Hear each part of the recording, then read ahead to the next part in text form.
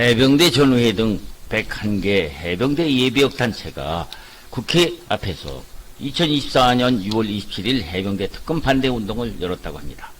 이정린 전 국방차관은 이 집회에서 군 사망 사건을 군 자체에서 수사하도록 해야 함에도 불구하고 군 사망 사건을 경찰에 수사하게 만든 문재인 전 정권 시의 악법을 당장 폐지시켜야 한다고 주장하면서 나라를 지켜야 할 해병대 지휘관들을 국회 내에다 불러다 놓고 망신을 시킨다면서 분노의 발언을 하였다고 하죠. 이날 참가자들은 결의문을 통해서 해병대를 정치에 이용하지 말라면서 공수처 등 수사기관은 공명정대하게 신속하게 수사돼 그 수사를 공표함으로써 빨리 종결을 지으라고 주장하였다고 하는 것입니다. 그렇습니다. 북한도 해병대라면 두려워하던 우리 해병들이 왜 이런 지경이 되었습니까? 정치권이 너무 무리에 채우 보르인 군을 뒤흔들어서야 되느냐 하는 것이죠. 특검 조정을 주장하는 정치권이 특검을 하면서 계속 시시때때로 특검 중간중간 발표를 하면서 계속 해병대 지휘부를 망신 주자는 속보인 짓은 하지 말아야 한다는 것이 해병대 전우회나 우리 국민들의 시각이죠. 그렇습니다. 지금으로부터 117년 전인 1907년 일본에 의해서 이 나라의 마지막 보루였던 대한제국 군대가 해성되었던 때를 다시 생각해 보아야 할 시기가 아닌가 하는 것이죠. 나라가 망하고 나면 여당이 어디 있고 야당이 어디 있습니까? 제발 군대에서 일어난 사건을 가지고 너무나 시끄럽게 하는 현실이 아닙니까? 나라를 지키는 군을 너무 흔들어대지 말아야 하겠죠. 다음은 1907년 일본에 의해서 우리 군대가 시절의 동영상을 재구성해 보았습니다. 다시 한번 냉정하게 생각해 볼 때입니다.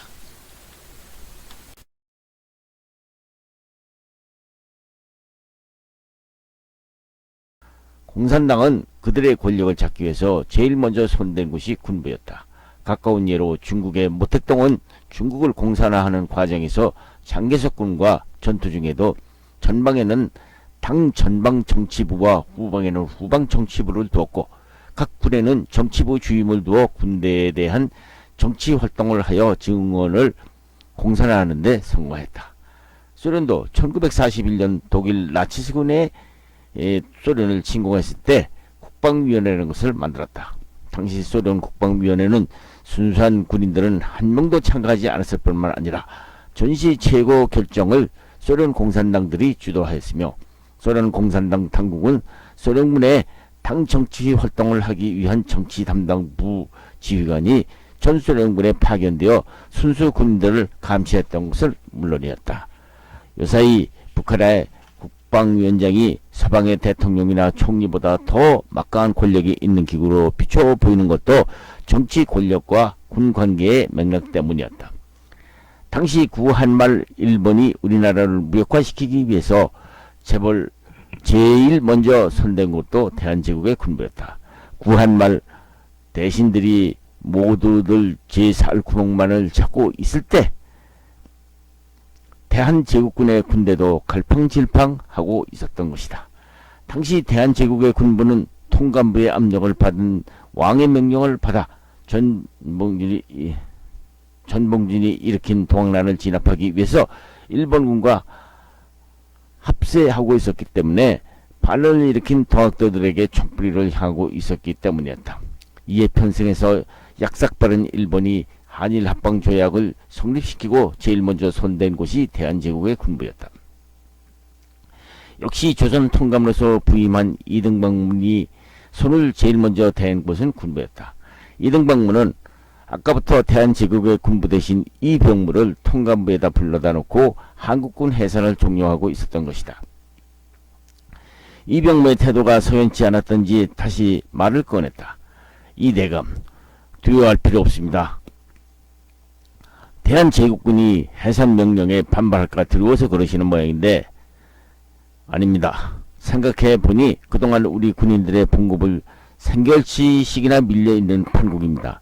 그냥 해산만 하려면 병사들이 반발하지 않을까 우려되기 때문에 생각 중입니다. 이등방문은 이병무가 마음이 약해지는 것을 경계하기 시작했다.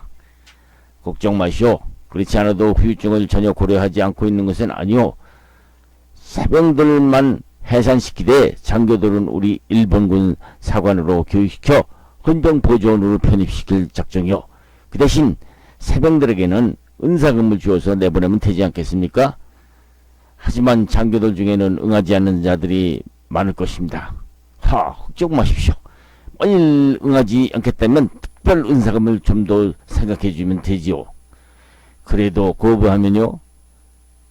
가만히 있던 장곡천 호도가 이 말에 신경질적인 말을 내뱉는다. 대감도 군인물을 먹어본 분이 그렇게 나약해서야 어찌 큰일을 하시겠다는 겁니까? 걱정 않으셔도 됩니다. 이미 이에 대비 본국에 병력 증파 요청을 한 결과 제12기단이 한국군 해체에 대비해서 이미 서울에 도착해서 대기 중에 있습니다. 최후에는 밀어붙여야죠. 이병무는 기가 막혔다. 무슨 놈들이구만. 이렇게 치밀하게. 결국 이병무는 그 자리에서 해산명령에 동의해버린다.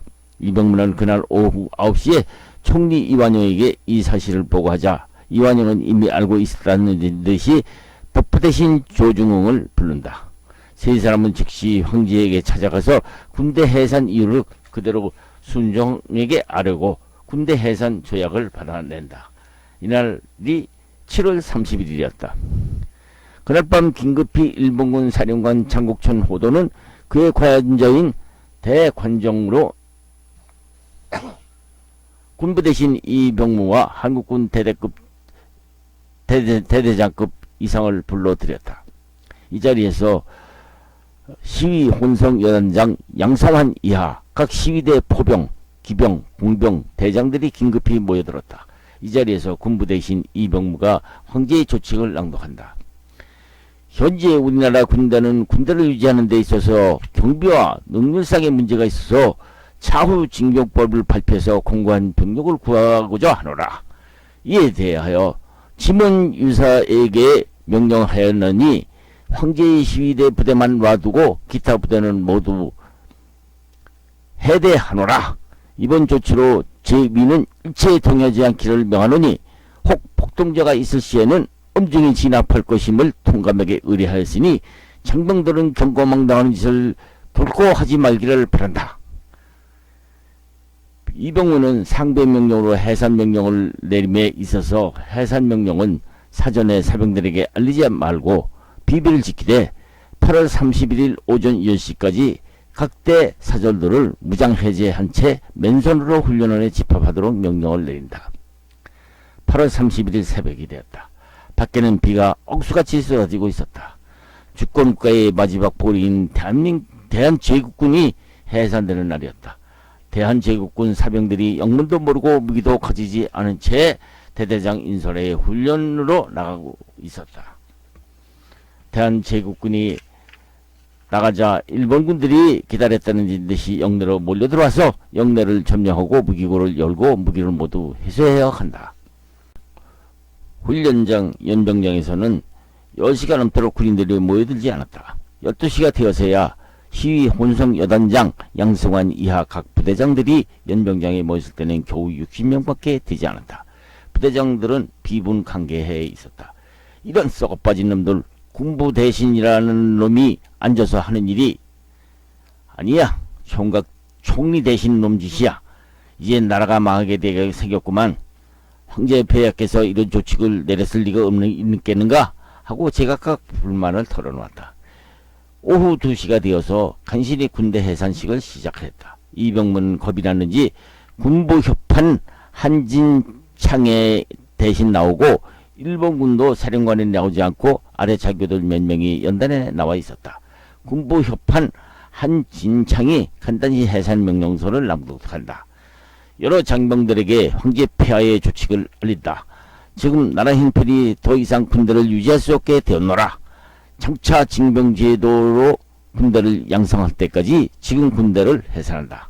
간단한 명령서만 낭독하고 응급이한 명목으로 하사관은 80원, 장기 복무사병에게는 50원, 단기 복무자에게는 25원을 나눠주며 즉석에서 군복, 견장, 폐금을 뺏었고 해산명령을 내린다.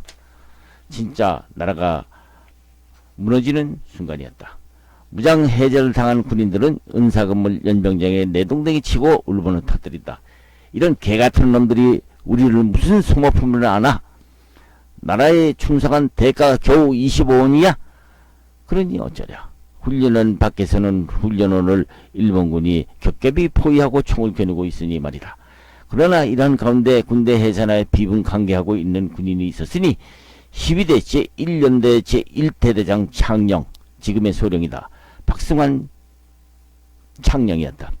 그는 처음부터 일본군 사령관 저택에서 지휘관들을 소집한다는 말을 듣고 병을 빙자해서 중대장을 대신 보냈던 것이다. 아니나 다를까 중대장이 들어와서 군대 해산 조치 내용을 전하자 격분을 이기지 못하고 병졸들의 무기를 걷어 별거 안에 잠궈놓고 일본 교관이 얼씬도 못하게 하였다. 박승환은 장병들을 다시 연병장에 집합시켜놓고 잠시 대대장실로 들어가서 연병장 밖에 집합된 장병들을 창너머로 바라보며 탄식을 한다. 아, 내 국은을 받고 군대 생활을 시작한 지 벌써 몇 해였건만 그동안 나라가 망하게 되었는데도 외놈 한 놈도 죽이지 못하고 살아 숨쉬겠으니 죄가 많도다. 내가 생사고래를 같이 했던 너희들만 보고 해산하라고 말하라니 눈물밖에 나는 것이 없겠도다. 아, 슬프다. 내가 너희들을 보고 해산하여 너희들 집으로 돌아가라고 하며 말할 수 없으니 차라리 내게 죽고너라. 박승환은 허리에 찼던 권총을 빼두고 자기 가슴에 총구를 겨누고 방아쇠를 당긴다. 탕! 총소리와 함께 대한제국국 만세를 외치며 마룻바닥에 쓰러졌다.